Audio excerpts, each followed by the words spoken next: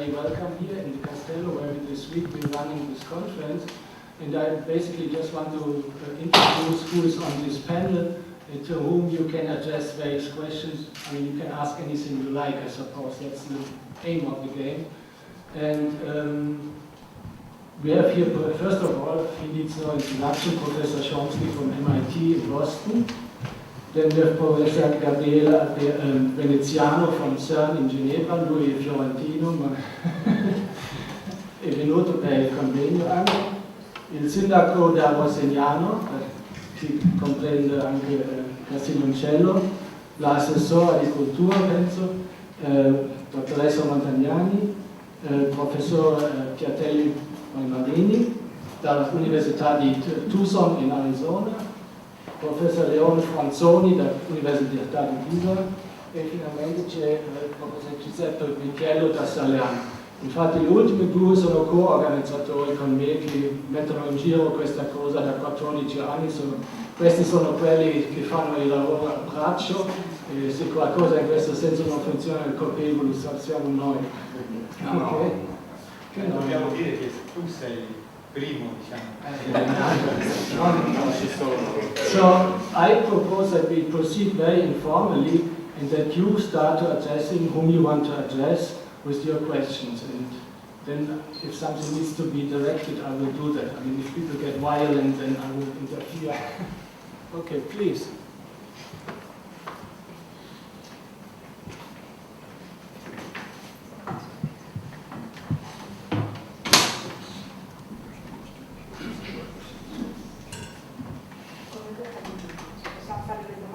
Sì, questa è l'idea.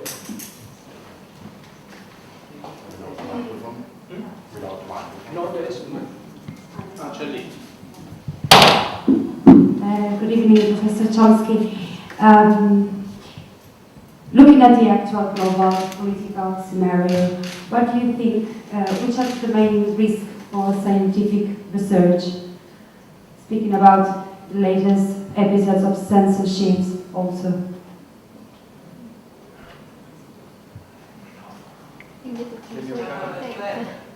I don't really hear very well. So no, it's better if someone helps Thomas.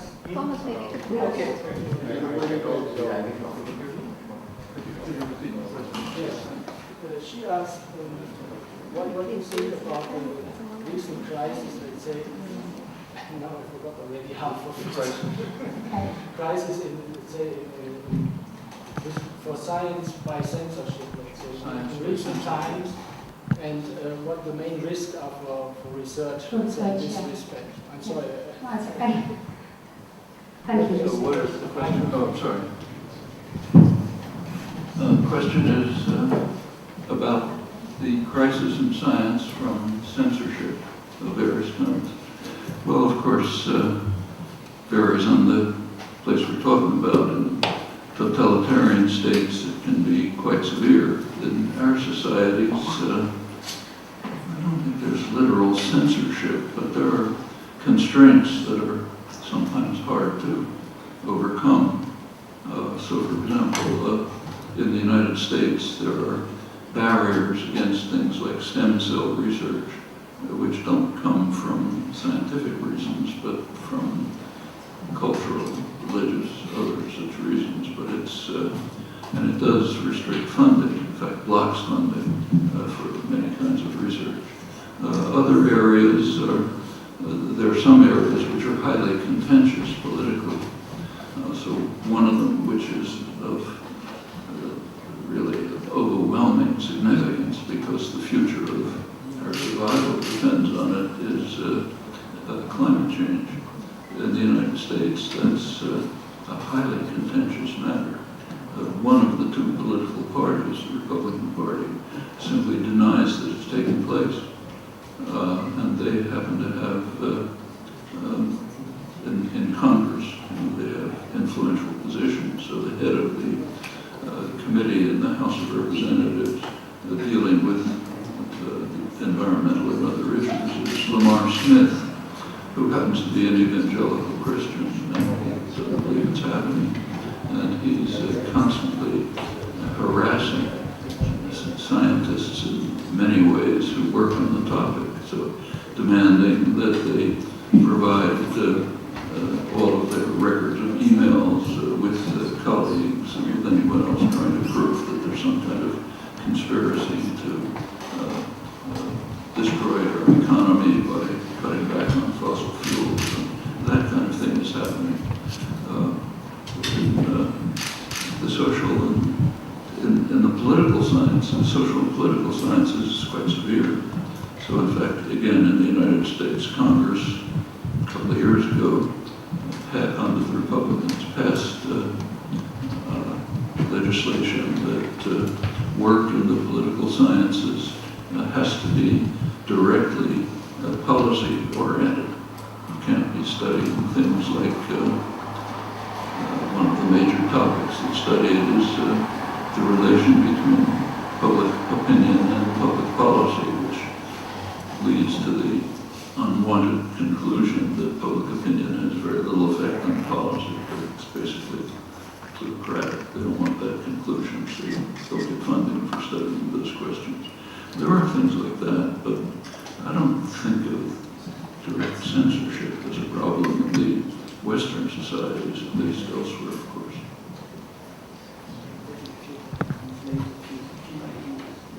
The journalists want some translation, so we have to break a little bit.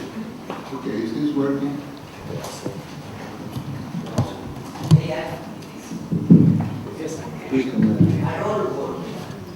Bene, mi è stato chiesto di tradurre. In essenza il professor Chomsky dice che negli stati, diciamo, dittatoriali c'è la censura.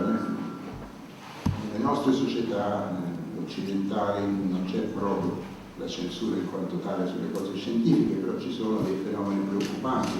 Ci sono, per esempio, lui diceva, sulle stem cells, le cellule staminali, non è un problema scientifico, il problema delle cellule staminali è di tipo politico-sociale. L'altro grosso problema, diceva, che è ignorato, soprattutto negli Stati Uniti, addirittura negato, è il riscaldamento generale, no? Come la Terra che si è riscaldata, che viene negato nel congresso, uno dei due candidati addirittura dice non c'è. E infine poi diceva che sulle scienze sociali l'impatto dell'opinione pubblica sulle scienze, sulla politica pubblica, sulla politica è molto ridotto, ma questa è una cosa che non si deve dire.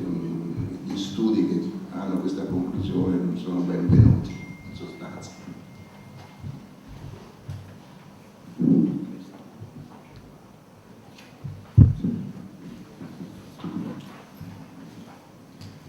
So maybe I have here a number of questions from La Repubblica, and he says his pronunciation is not so well.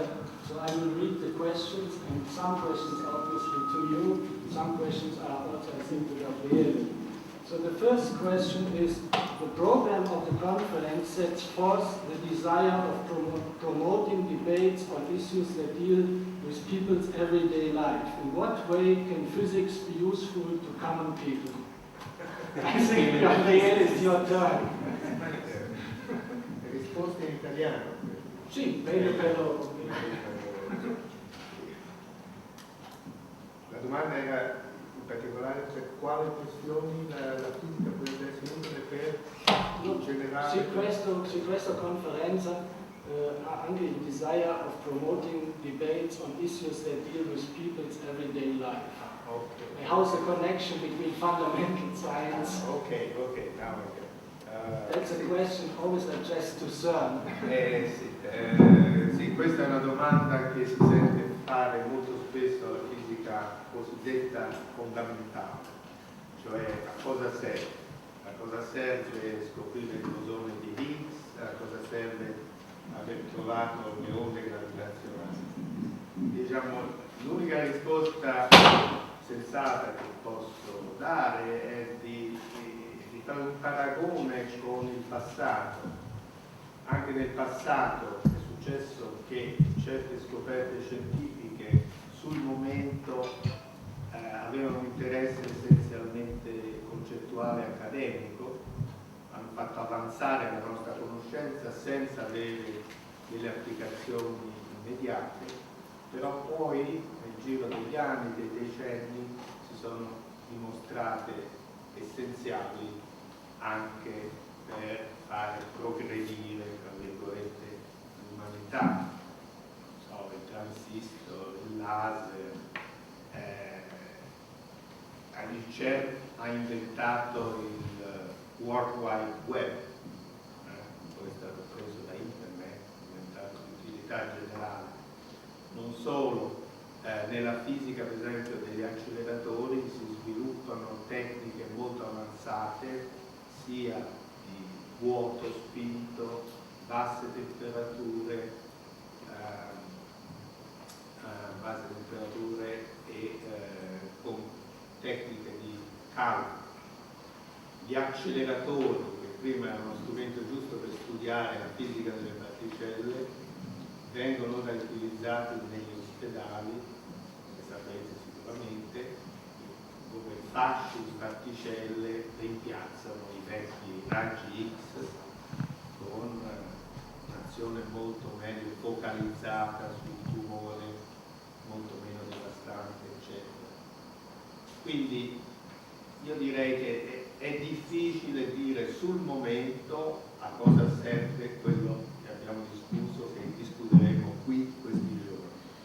Però sulla base di quello che è successo nel passato ci possiamo almeno augurare che tra qualche decina di anni qualcuna delle idee almeno che vengono discusse in questa sede trovi un'applicazione di interesse diretto. Thomas, posso aggiungere qualcosa da fisico e da co-organizzatore di questa conferenza? Cioè, in particolare su questa conferenza vorrei dire delle due parole.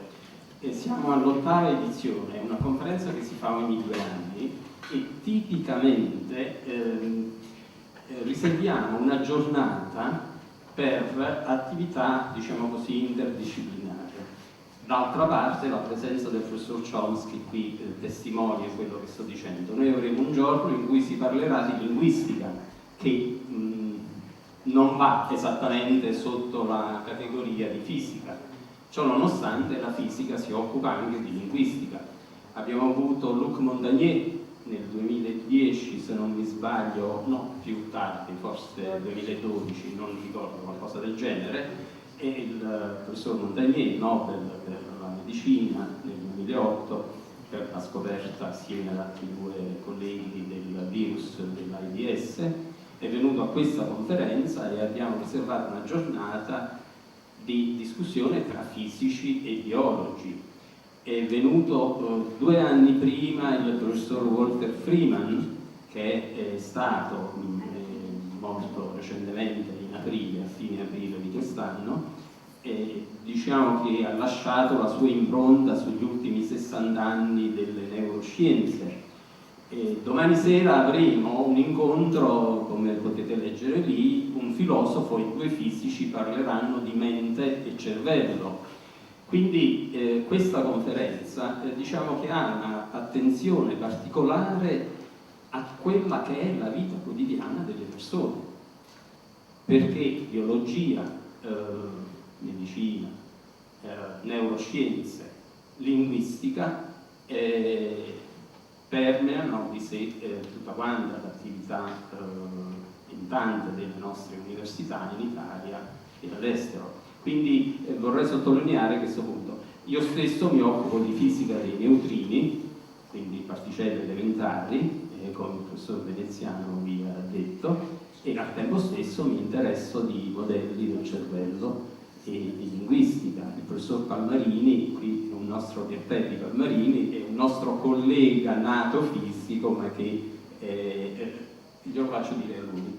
No, un attimo, I think I want to go on with these questions so we go through the list. Va bene. Because now there come lists which are also directed in the political direction that say they're obviously very interested in this. So the second question is, currently the Italian government is investing about 1.31% of the total GDP, while the European average is around 2%. In the world we live in, today, what consequence would be there if we fall behind in particular scientific fields? So there are different persons who can answer this. I mean, this is a question to this justification of how much you spend or how much you don't spend. And I think this is equally important for the politicians to answer than for maybe Professor Chomsky to answer.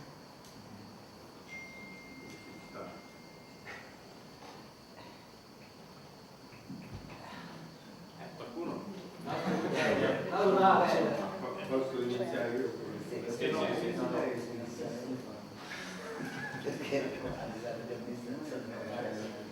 Diciamo, posso iniziare io essendo un italiano che ha lasciato l'Italia 50 anni fa, quindi ho vissuto la mia vita professionale sempre all'estero e quindi ho visto in qualche modo la situazione italiana da una certa distanza. Poi naturalmente sarà importante anche sentire l'opinione di chi invece è basato qui in Italia oppure è vista veramente da qualcuno che non ha radici italiane. Diciamo, dal mio punto di vista la situazione è stata drammatica in Italia tanti anni e diciamo soprattutto trovo terribile il fatto che non ci siano abbastanza aperture verso i giovani.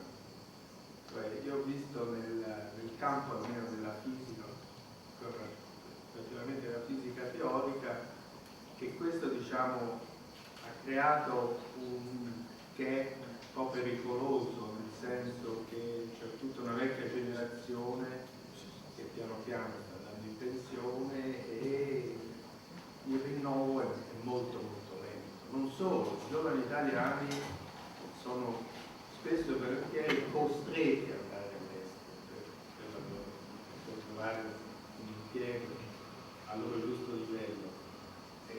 Diciamo, questo finché diciamo, si tratta di scambi tra paesi è perfettamente legittimo, anzi auspicabile, ma quando diciamo, il flusso va solo in una direzione e soprattutto sono i milioni che trovano le migliori offerte all'estero e partono, questo è molto pericoloso. Quindi secondo me il governo italiano fa un errore madornale nel tenere il budget della ricerca a questo livello. Dovrebbero investire più nella scienza e così un po' meno nei calciatori. Dunque, vorrei aggiungere due cose. Dunque, una è la seguente. Abbiamo, negli Stati Uniti un'associazione degli studiosi italiani in America e in Canada. Io sono vicepresidente, si chiama ISNA, che sono dei membri fondatori. Ci sono 4.000 iscritti, ci sono quindi 4.000 italiani che lavorano Canada e Stati Uniti in ogni campo. E la lista non è certamente esauriente perché ci sono anche alcuni sicuramente che non hanno aderito perché non ci hanno pensato, perché neanche sanno che esiste, perché ci sono dei numeri credo impressionanti, no, almeno 4.000 studiosi italiani solo Canada e Stati Uniti. Questa è la prima riflessione. La seconda riflessione è più generale che sull'Italia, cioè oggi è impossibile nelle scienze fare delle cose che erano possibili 30 anni fa. Max Ferdinand Perutz, è quello che ha determinato la struttura dell'emoglobina, è stata la prima grande proteina di cui è stata determinata esattamente la struttura. Diceva, questo era già qualche anno fa, oggi, diceva questo diciamo circa 10 anni fa, oggi sarebbe impossibile fare il lavoro che io ho fatto, perché oggi si chiede nei progetti scientifici, in tutti i progetti scientifici, al massimo 3 anni. 3 anni è il massimo di gittata, tale che uno può chiedere dei fondi di ricerca. Non era così, non dovrebbe essere così, ma purtroppo è così. L'orizzonte dei politici si è accorciato sempre di più e questo è un grave danno per la scienza. Vorrei giusto una piccola aggiunta a quello che ho detto, un'esperienza personale. Io ho passato un po' di tempo a Parigi al Collège de France e quindi sono stato in contatto con l'ambiente francese e mi è stato detto che ai concorsi del CNRS candidati italiani che francesi. E poi gli italiani all'estero li trovo continuamente dappertutto, impossibilità di tornare in patria. I think we should move on to another topic, which is particular for you to answer. Namely, just recently we've discovered about Hillary Clinton's illness, and this could surely change the state of things. What is the general condition of democracy in the US, and as we get close to the upcoming elections? I think that is a funny question to answer. It's not a happy question. As I'm sure you know, the two candidates are competing in who is the most unpopular. Nobody talks about popularity. That's so low that we don't discuss it. The question is unpopularity. But this is a little bit misleading, because the same is true of attitudes towards just about every institution. When people are asked, what's your attitude towards Congress, a majority say they all ought to be thrown out and we'll start all over. Support for Congress is often in single digits. Banks, everyone hates. Corporations, everyone hates. The government, of course, everyone hates. About the only institution that's respected is the military. Other than that, very low. And there are some pretty good reasons for it.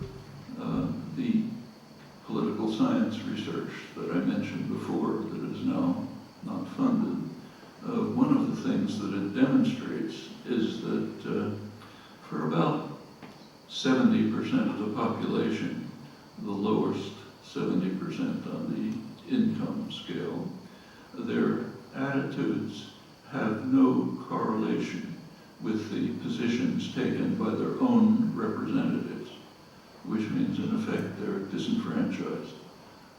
As you move up the scale of wealth and income, you get a little bit more correlation, meaning some influence. When you get to the very top, which is a fraction of 1%, that's where decisions are made. Now, people don't have to read academic political science to be aware of this. They know it just in their own lives. So one effect is tremendous disillusionment. Exactly, it's even worse in Europe. It shouldn't be a surprise to you. The main establishment parties are collapsing. There's a sharp decline in democracy as decisions are transferred to the Brussels bureaucracy. And there's a lot of anger and disillusionment. It's showing up in pretty frightening ways in some place. When a neo-Nazi candidate can be about to win the election in Austria, which is a country some of us have some memories of, that's not attractive. And there are other things. And the same is happening in the United States, to a lesser extent, in fact. The current election is astonishing. There's never been anything like it that I can think of in parliamentary history. Hillary Clinton, whatever you think about her, is a mainstream political figure. She's what's called a New Democrat, which is what used to be called moderate Republican. Both of the political parties have shifted quite far to the right during the period of the neoliberal policies. It's happened elsewhere too. The Republicans are just off the spectrum. They're not a recognizable political party. I mentioned one thing before. If you look, every single candidate in the primaries, without exception, denied the existence of global warming, which means virtually a death knell for the species if their policies are implemented. And this was not discussed. Nobody discussed it.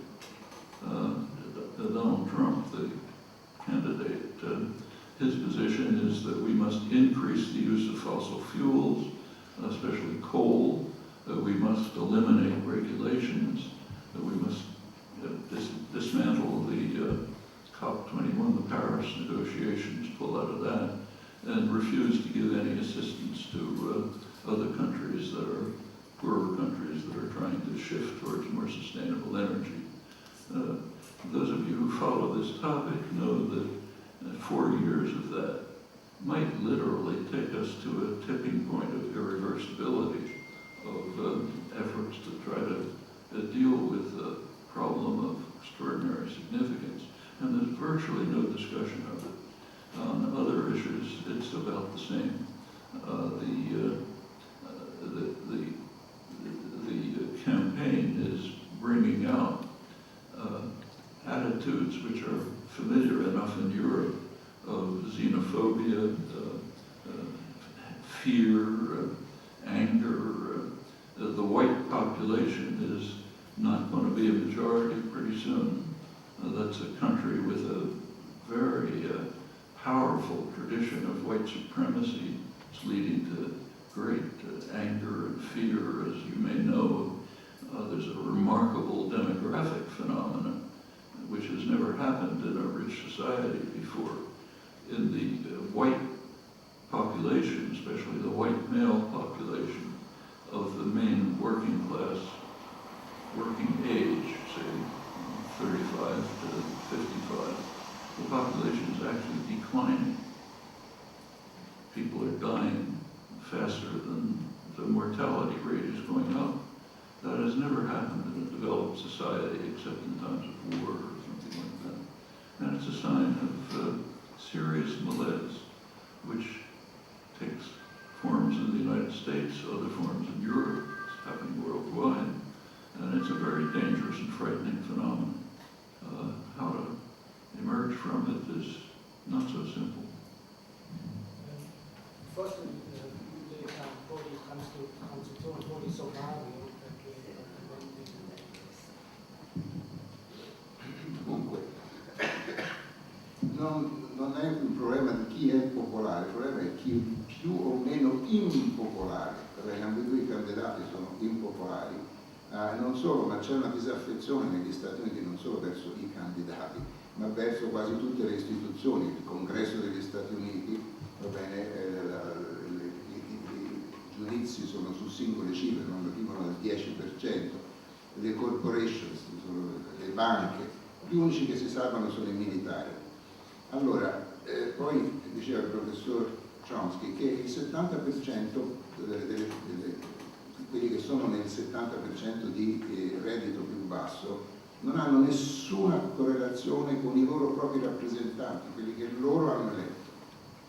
Quindi c'è questa disillusione generale, clima di disillusione, un declino della democrazia, le decisioni sono prese amministrativamente, burocraticamente, e quindi questa è la situazione. Poi aggiungeva che viene negato, ripeteva, negata l'esistenza del global warming, va bene? Stiamo andando verso un punto di non ritorno, che non ci sarà più modo di ritornare, nessuna assistenza ai paesi più poveri, va bene? Riprendere il carbone, va bene? Le fonti tradizionali inquinanti di energia, la xenofobia che si sta diffondendo lì, la supremazia dei bianchi, e poi concludeva dicendo che nella generazione fra i 35 e i 55 uomini bianchi di quella generazione del 35-55 stanno diminuendo, la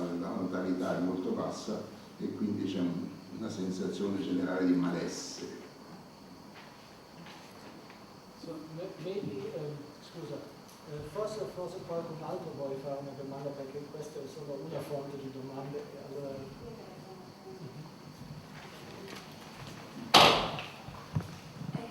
I ask Professor Chomsky, you've been talking about xenophobia, and I would like to ask you, what is the relationship between increasing fanatism and also religious fanatism and the collapse of big cultural models? You spoke about the collapse of the United States in a cultural model, in a Requiem for American Dream. I would like to know which is the relationship between this cultural collapse and the increasing... The cultural contrast that the American dream kind of dissolved. The American dream kind of dissolved, and what is the relation to But you're talking about xenophobia. It's much worse in Europe. Just a couple of days ago, Merkel lost an election to an ultra-right party, which is whose main program is keep Germany free of external influences. Denmark is a country which has, I think, a fraction of 1% of the population are immigrants, and the country is practically collapsing in fear and anger. The idea that anything should interfere with our purity is unacceptable. In that respect, the United States has problems, but not as severe as that. But it is significant in the United States. There's, I wouldn't call it cultural collapse exactly. There's social and economic significant problems. So take, again, the white working class. Their real wages are approximately what they were 40 years ago. There has been, of course, economic growth in GDP, the economy. It's a much richer country than it was. But the wealth has gone into very few pockets. That's true, especially of the last 15 years. Almost 95% of the wealth that's been produced goes to maybe 1% of the population. And benefits by European standards are low in social justice measures. The United States is the richest country in the world with enormous advantages. But if you look at OECD statistics, the wealthy countries, in social justice, the United States ranks down at the bottom, along with Turkey and Greece, countries like that. And that means that people don't have a cushion to rely on if something goes wrong with, happens in their lives. And as wages stagnate and benefits stagnate and jobs become temporary rather than permanent, people have significant problems. One interesting statistic, which is misinterpreted, is that if you look at the number of millionaires in the world, almost half of them are in the United States, which is often interpreted to mean something about wealth concentration, but that's not quite true. In the United States, since there's no national pension program and very little security very limited security as you become older, you just have to try to accumulate as much money as you can to survive. So it leads to a millionaire might be somebody who can live for a couple of years on his savings after he stops working. So these are all serious problems. And you mentioned xenophobia. It shows up in certain sectors of the population in attitudes towards immigrants who it is believed falsely are taking away jobs. They're not. Jobs are declining in manufacturing industry, partly because of technological changes. Productivity is sharply increasing, and because corporations find it more profitable to produce in other countries where there's low wages, much lower standards, no unionization, and so on. So yes, there's loss of jobs, but not really because of immigrants. In fact, if you look closely, immigrants tend to improve the economy. They get jobs, they pay taxes, they start businesses, there's economic growth. Incidentally, that would also be true of Germany and much of Europe, where there's a population decline and immigrants are really needed for a skilled workforce, but that's not overcoming the racism and xenophobia. So these things are all there, and they're quite dangerous. We can remember a little bit of history. So the United States was open to immigrants, except for Chinese, until 1924. That was the first immigration law, and it was aimed at Italians and Jews. They didn't say those words, but Southern Europe and Eastern Europe, which meant Italians and Jews, they wanted to keep them out. It didn't have very nice consequences for the Jews. That lasted until 1965, long period. And these things can recur, as I mentioned, when you see what's happening in particularly Germany and Austria, given their history. It's not a good memory. Abbiamo bisogno della traduzione degli altri o possiamo continuare?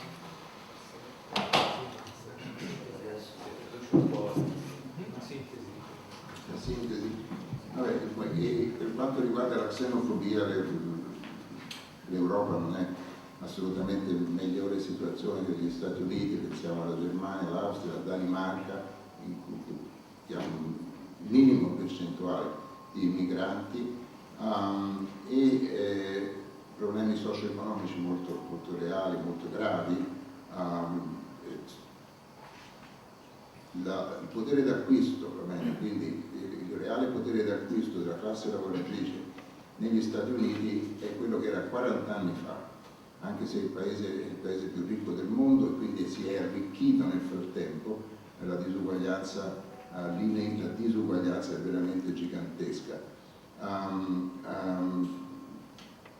I jobs sono temporanei, che un tempo erano job regolari, adesso sono temporanei, non ci sono dei tamponi economici, devono mettere da parte i soldi subito, perché poi quando arriva il momento della pensione non c'è, come in Italia, questi meccanismi di pensionamento.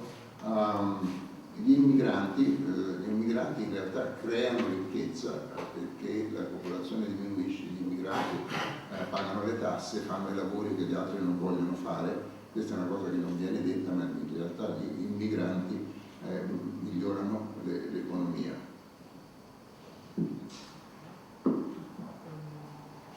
Altre domande? Io devo leggere. Parla.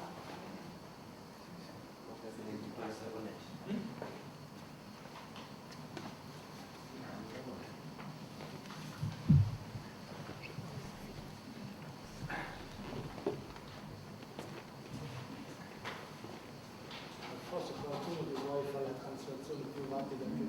Vieni. Questo non capisco. Anche scritto male.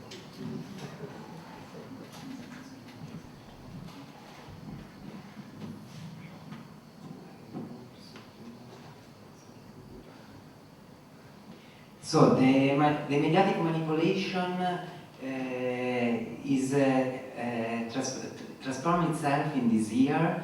View the technology finding very subtle methods to influence the public opinion, and so the financial market. Do you think that we will be able to find an equilibrium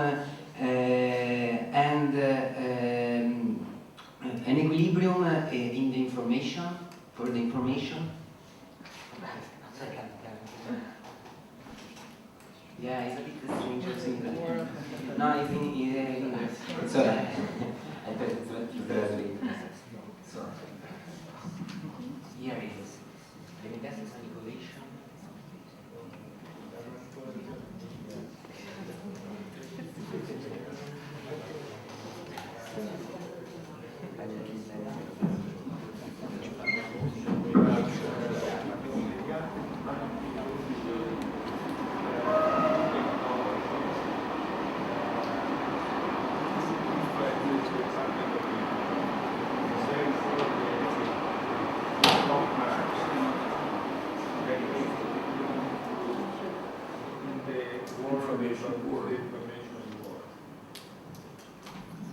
Well, there are certainly new means of influencing opinion, but it's not a major increment over the past.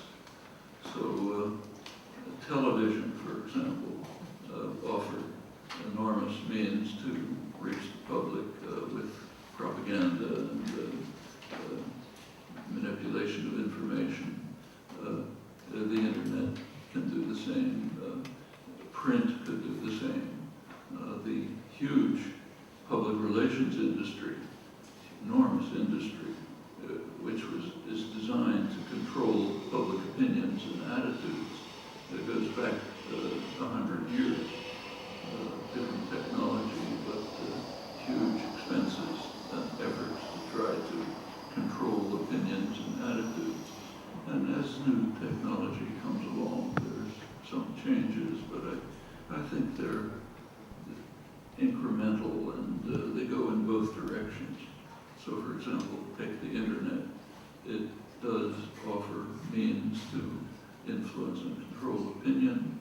It also offers means for independent discussion and ideas outside the framework of establishment institutions. So it's really a question of what you do with the technology that's available. Public, popular activist organizations can use the same technology to try to shift understanding and opinion in a different direction. But I don't think that's a major change. As far as the information wars are concerned, I think that's basically traditional class war. And how it turns out depends on the activism and engagement of people who are willing to confront concentrated power. That's been true for hundreds of years. It's true today.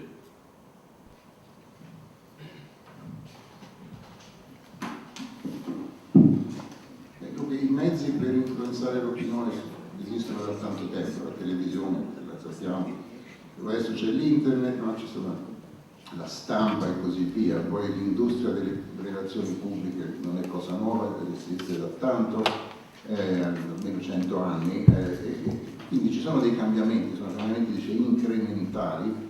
Allora internet certo può essere un mezzo per influenzare l'opinione pubblica, però ha anche un'occasione per avere delle idee che circolano al di fuori dei canali principali e quindi il problema del potere concentrato, ma il potere è stato concentrato da tanto tempo, quindi alcuni cambiamenti ci sono, ma il problema non è nuovo, veramente nuovo.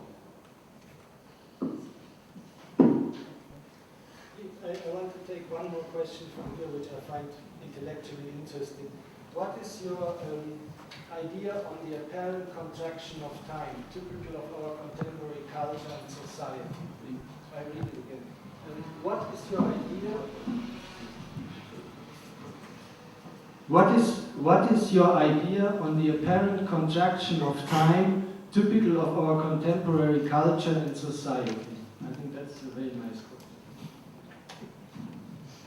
Well, there's certainly something to it. When I get an email from my grandchildren, it rarely spells out words. It only has this new teenage system of contracting everything so that I have to imagine what thoughts lie behind those few letters that appear. And I wouldn't exactly call that a contraction of time as much as a flooding of channels which prevent people from, especially young people, from thinking, from being alone, from being quiet. There have been studies, interesting studies, of the effect of contemporary technology like iPhones on, say, the culture of young people. And you see it all around you. So at my university, MIT, if you walk around campus, half the people you see have a thing here where they're talking to somebody. If you go to a restaurant, where young people go, there's 5 people sitting around a table and there are 2 conversations going on. The one between the people around the table, the other, the individual ones of what they're talking about on this thing in front of them to somebody in Singapore who they never met.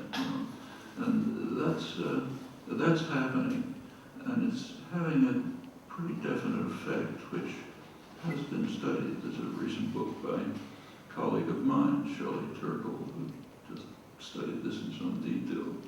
And I think you can see an impact in, for example, reduction of reading. People don't read as much. And when they do read, they read at a lower literary level than before. So, for example, in the schools, and I don't know the European situation, hasn't been studied here, I don't think, but in the United States, what's being read by high school students, well, say novels, but is what used to be read by students several years lower in the middle school students, a couple of years lower. It keeps reducing, and it's as the informazione superficiale, non c'è più tempo molto ridotto per il pensiero e la riflessione. First, let me see whether there is another question. Here is an ultimate question which is extremely long. But before, let me see if there is somebody else who has a question. Okay. Good. Okay, let's do this first. Okay, because the other one is an essay long. Thomas, considera i tempi anche. Come? Considera i tempi. Sì, abbiamo fatto una ora fa poco. Okay, let me see.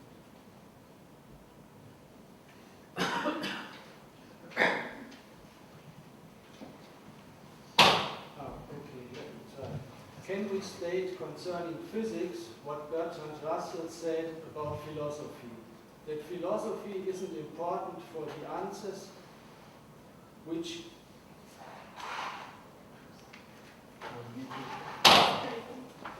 please continue, scusa.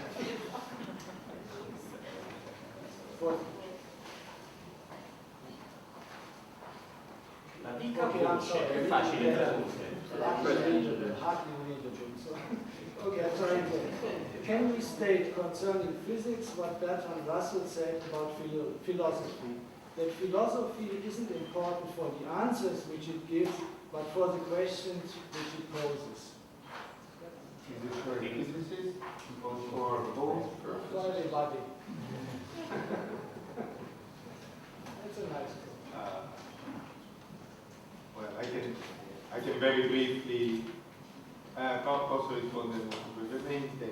Penso che sia un concetto molto appropriato anche per la fisica, cioè molto spesso diciamo, la metà nella risposta sta nel ben formulare la domanda, cioè se la domanda è ben posta, in genere con pazienza, con lavoro e con un po' di fortuna spesso si può arrivare a una soluzione. Quindi in questo senso sicuramente sono d'accordo con questa trasposizione della filosofia alla fisica. Non so se c'erano altre implicazioni dietro a questa analogia.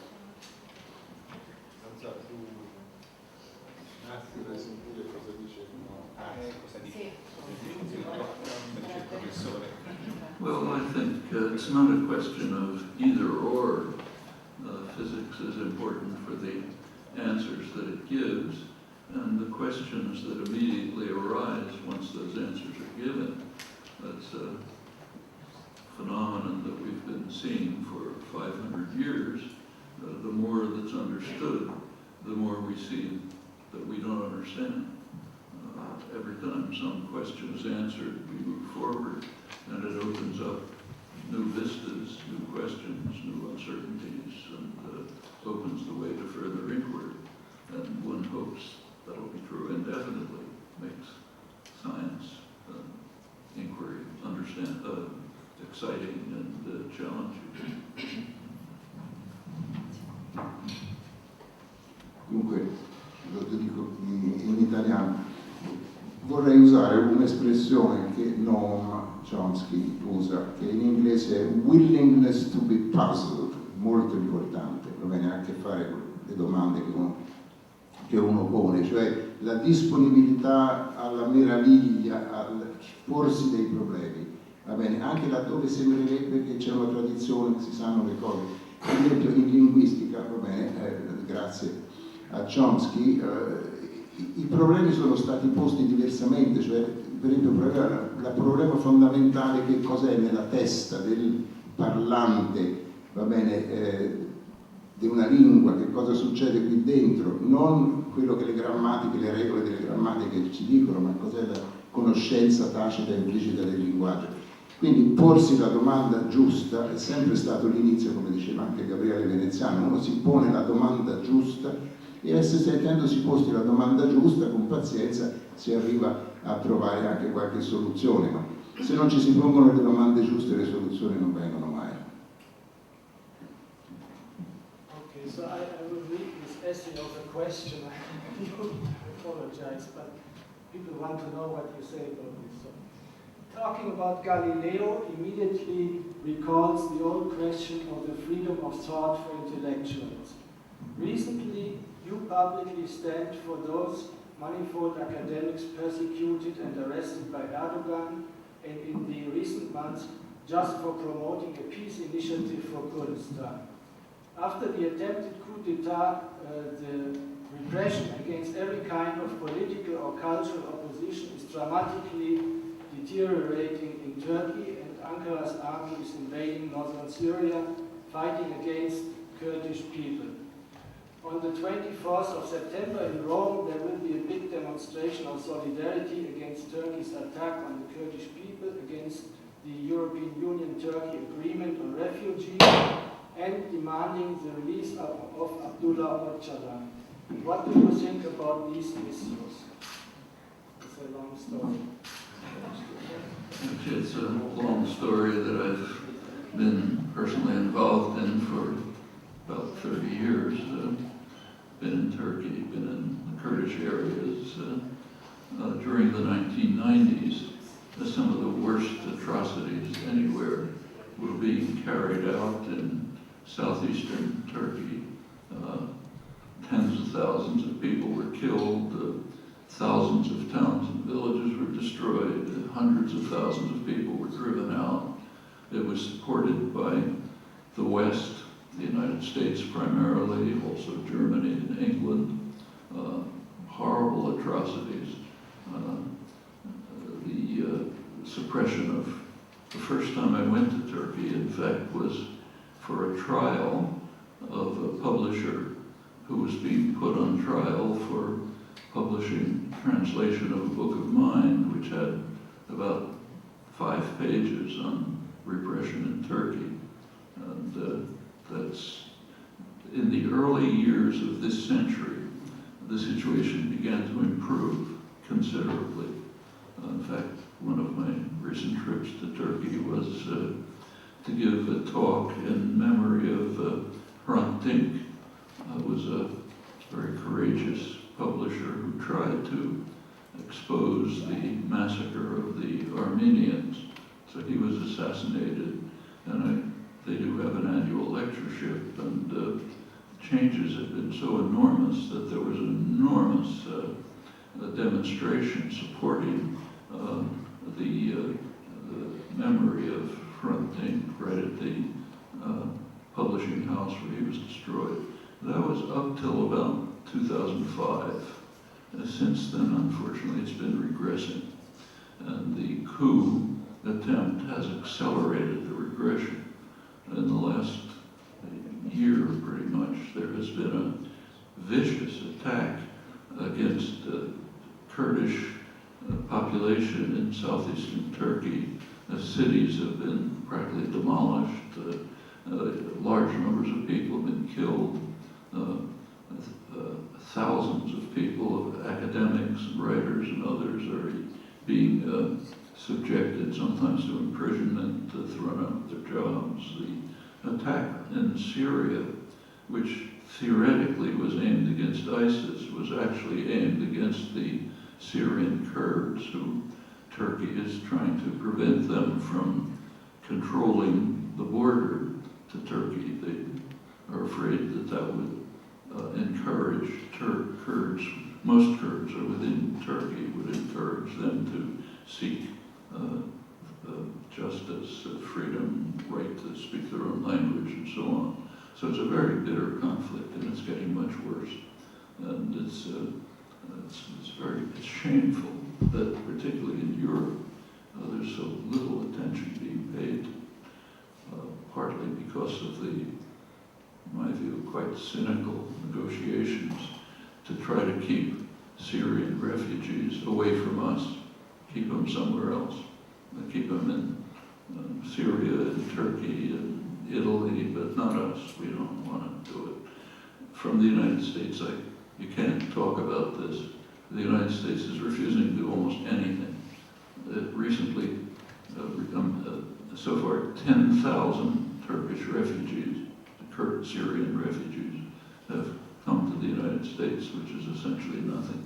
But the whole reaction to the so-called refugee crisis reveals, I think, a deep moral crisis in the West, even putting aside the fact that the Western countries have a substantial role in creating the conditions from which the refugees are fleeing. That's most of them, including Italy and Africa. You know the history.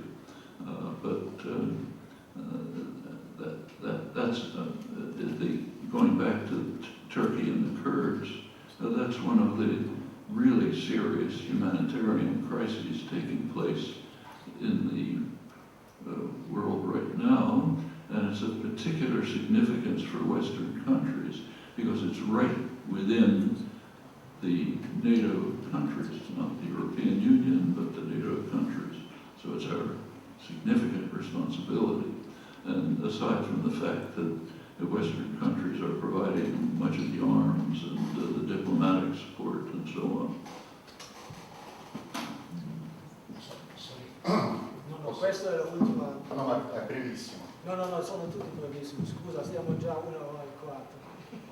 No, un po' di.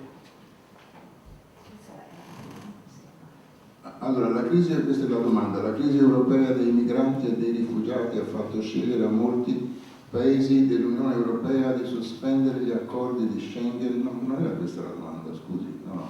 Dunque, allora, la Turchia dei curdi, raccontava il professor Chomsky che ci sono queste tremende atrocità che sono anche in fondo poi appoggiate dagli Stati Uniti, la Germania e l'Inghilterra. La prima volta che era andato il professor Chomsky in Turchia era per il processo di un editore che aveva tradotto il suo libro nel quale c'erano poche pagine, 5 pagine sulla strage degli armeni, e questo editore poi è stato assassinato insomma una tremenda crisi, una crisi veramente morale, una delle peggiori situazioni che ci sono oggi, con il cinismo che contraddistingue quei paesi.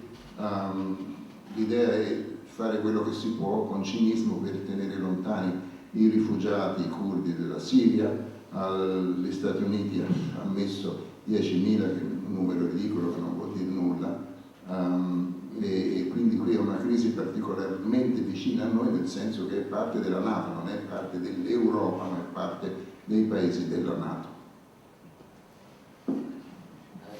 Forse chiudiamo qui. Quella era la domanda successiva. Non c'è la domanda successiva. No, forse l'ultima, perché sono gli ospiti che noi ospitiamo qui, e la Mugna, mi scusa. No, ma forse se.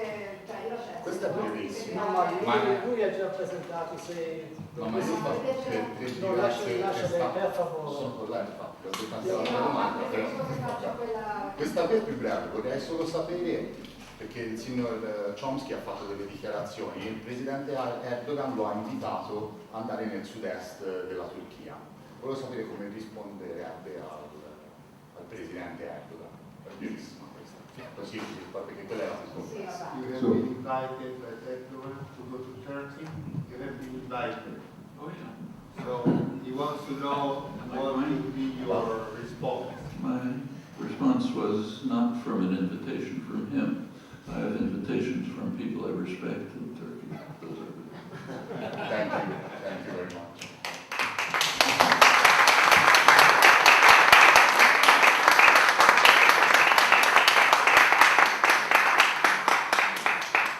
Concludiamo qua ringraziando enormemente